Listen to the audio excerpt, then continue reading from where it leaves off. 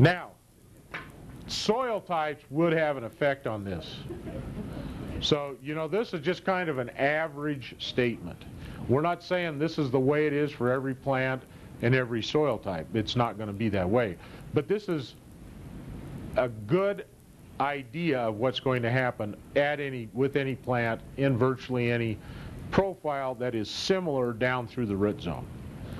Now, if we have a layer of sand and then a layer of silt and then a layer of clay, things are going to change a little bit.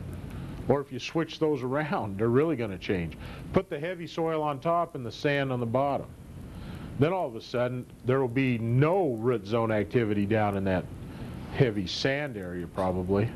It'll all be up in the clay or silt layer. We see that happening down here in the Milton Freewater area. We only got 1.5 feet or 2 feet of soil depth. So all of the root zone activity has to happen in that top 2 feet, even if it's an apple tree. And so then the 3rd and the 4th foot of rooting is simply there to help anchor the plant. It's not pulling moisture. It's because there's no moisture left in those pure rocks. The water just flows right through it. There's no nutrients there for it to garner. So the only reason it would send roots down is simply to act as an anchor so that it won't blow over at that point. And in fact, instead of going down, they start going sideways, and you get a great big dish of roots instead of more of a tapered taproot type of a plant. They just don't send a taproot down. Turf. And we know this is for turf. This is a pretty constant plant. And we looked at that evaporation pan multiplier. It was like 0.7 or something of that nature every day, 0.8, 0.75, all the way across the seasons. So we know that the consumptive use follows right along with evaporation because we have a plant that has the same amount of cover on the ground through the whole season. We have the same amount of foliage in the spring that we do in the fall that we do in the summer, if we're mowing it consistently and keeping it at a regular maintained cutting height. So we know that in the spring it's going to be a little less, and as it gets hotter in the summer it's going to peak, and then it's going to start tapering off in the fall back to winter time, and where it cools down and drops down very low again. So turf is going to have a very consistent growth into the hot days, and as it starts to cool off, it'll decline. What happens if we stress turf during, say, July? Say we have a time in there where it gets bad. What was that? Brown spot? Okay, yeah, we're going to get maybe some diseases, aren't we? And the first thing that I hear is brown spot. And boy, I tell you what, that can happen in this town in a hurry.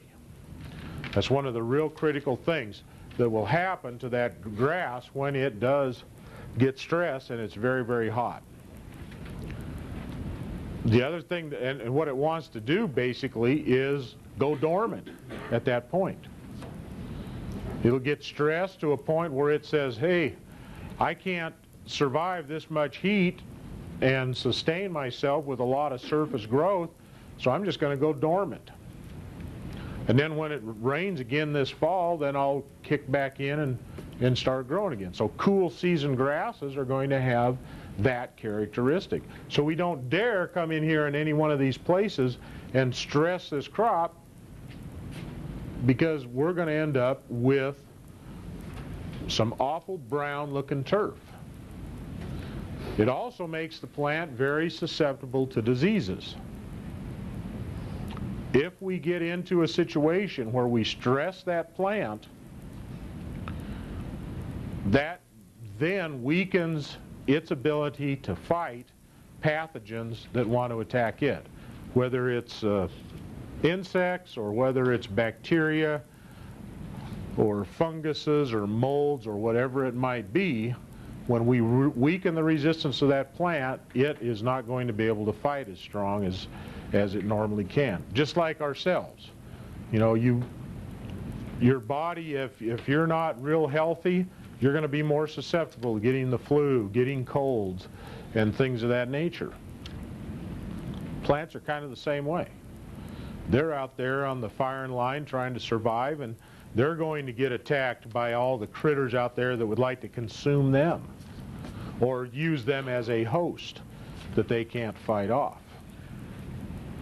So watering becomes extremely critical, and in fact, in arid climates, without good irrigation systems, you're going to have terrible turf. Now you can really see this happen if you drive over to the west side of the state of Washington, Oregon. On a nice typical summer, there's going to be a month or so during that summer that it's not going to rain enough to keep all the lawns nice and green.